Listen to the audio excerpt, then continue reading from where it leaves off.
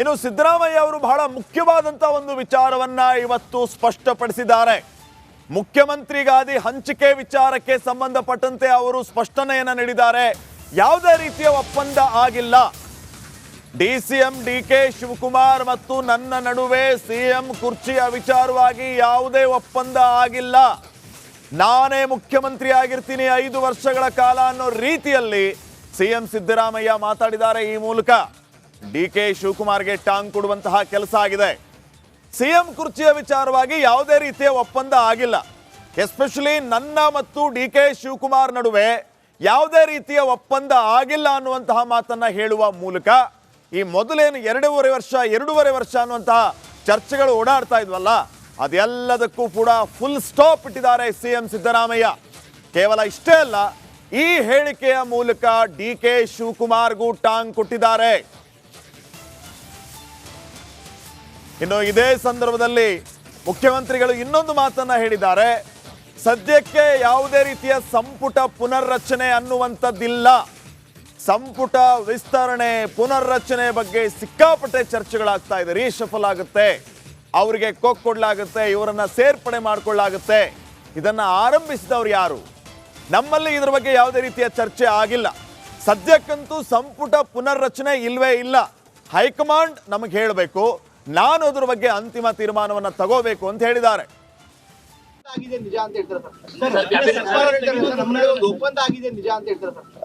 ಅಧಿಕಾರಕ್ಕೆ ಬರೋಕೆ ಮುಂಚೆ ನಮ್ಮ ನಡುವೆ ಒಂದು ಒಪ್ಪಂದ ಆಗಿದೆ ಅಂತ ಡಿಕೆ ಶಿವಕುಮಾರ್ ಹೇಳಿದ್ದಾರೆ ಸರ್. ನೋಡಪ್ಪ, ಯಾವ ಒಪ್ಪಂದನೂ ಆಗಿಲ್ಲ. ಹೈಕಮಾಂಡ್ ಏನ್ ತೀರ್ಮಾನ ಮಾಡ್ತದೆ ಅದಂತ ನಡ್ಕೊಳ್ಳೋದು ನಾವು.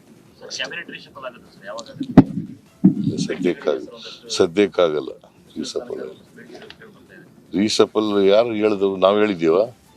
ನಾನಲ್ವ, ನನ್ನ ಪ್ರೆರಗೇಟಿವ್ ಅಲ್ವಾ? ನಾನು ಹೇಳಿದ್ದೀನ? ನನ್ ಕೇಳ್ತಾ ಇದ್ದೀರಿ, ಇಲ್ಲ ಅಂತ ಹೇಳಿದ ಮೇಲೆ ಮುಗಿತಲ್ಲ. ಬೇರೆ ಎಣಿಸ್ತಿ ಮ್ಯಾಟರ್.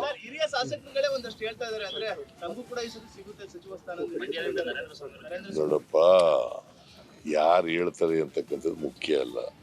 ಅಂತಿಮವಾಗಿ ಹೈಕಮಾಂಡ್ನವರು ನನಗೆ ಹೇಳಿ ಸೂಚಿಸಬೇಕು, ನಾನು ಅದನ್ನ ತೀರ್ಮಾನ ತಗೋಬೇಕು. ಹೈಕಮಾಂಡ್ ಅವರು ಹೇಳಿಲ್ಲ, ನಾನು ತೀರ್ಮಾನ ತಗೊಳ್ಳಲ್ಲ. ಈ ಬಗ್ಗೆ ಇನ್ನಷ್ಟು ಮಾಹಿತಿಯನ್ನ ನೀಡ್ತಾರೆ ನನ್ನ ಕೊಲೀಗ ರಂಜಿತ್ ಚಿರಿಯಾರ್. ಈಗ ನೇರ ಸಂಪರ್ಕದಲ್ಲಿ ಜಾಯ್ನ್ ಆಗ್ತಿದ್ದಾರೆ. ರಂಜಿತ್, ಎರಡೆರಡು ವಿಚಾರಗಳ ಬಗ್ಗೆ ಮುಖ್ಯಮಂತ್ರಿಗಳು ಸ್ಪಷ್ಟನೆಯನ್ನ ಕೊಟ್ಟಿದ್ದಾರೆ.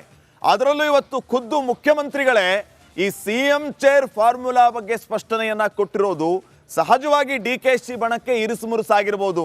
ಮುಂದೇನು ಅನ್ನುವಂತಹ ಬಿಗ್ ಕ್ವಶನ್ ಅವರನ್ನ ಕಾಡ್ತಾ ಇರಬಹುದು. ಇವರ ಹೇಳಿಕೆ ನಂತರ ಕಾಂಗ್ರೆಸ್ನಲ್ಲಿ ಯಾವ ರೀತಿಯ ಬೆಳವಣಿಗೆ ಬದಲಾವಣೆ ಆಗ್ಬೋದು?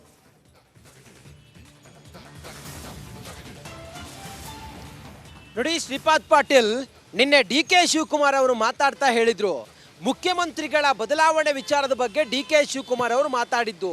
ಅಲ್ಲಿವರೆಗೂ ಕೂಡ ಡಿ ಕೆ ಶಿವಕುಮಾರ್ ಅವರು ಬದಲಾವಣೆ ಆಗ್ತಾರೆ ಮುಖ್ಯಮಂತ್ರಿಗಳು ಅನ್ನೋ ವಿಚಾರದ ಬಗ್ಗೆ ಯಾವುದೂ ಕೂಡ ಮಾತು ಇಲ್ಲಿವರೆಗೂ ಮಾತಾಡಿರಲಿಲ್ಲ.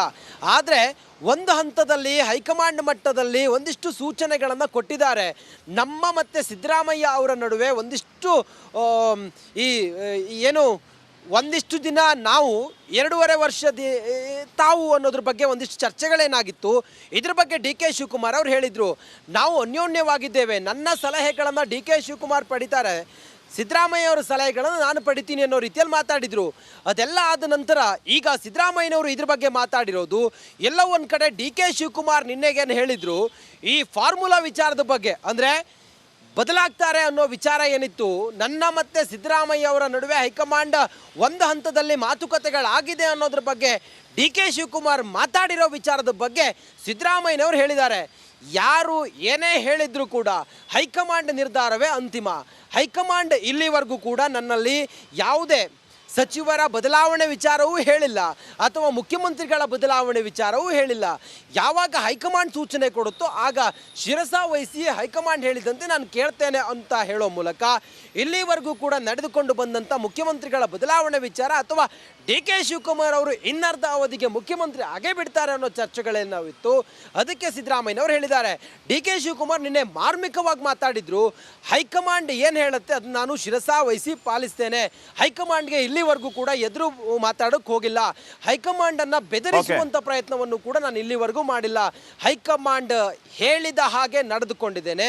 ಹೈಕಮಾಂಡ್ ಕೂಡ ಎಲ್ಲವನ್ನ ನೋಡ್ತಾ ಇದೆ, ಅವರೇ ತೀರ್ಮಾನ ಮಾಡ್ತಾರೆ ಅಂತ ಹೇಳಿದ್ರು. ಇವತ್ತು ಸಿದ್ದರಾಮಯ್ಯನವರು ಕೂಡ ಅದೇ ವಿಚಾರ ಹೇಳೋ ಮೂಲಕ ಈ ಎಲ್ಲ ಗೊಂದಲಗಳಿಗೆ ಫೈನಲಿ ಸುಪ್ರೀಂ ಹೈಕಮಾಂಡ್ ರಂಜಿತ್ ಮಾಹಿತಿಗಾಗಿ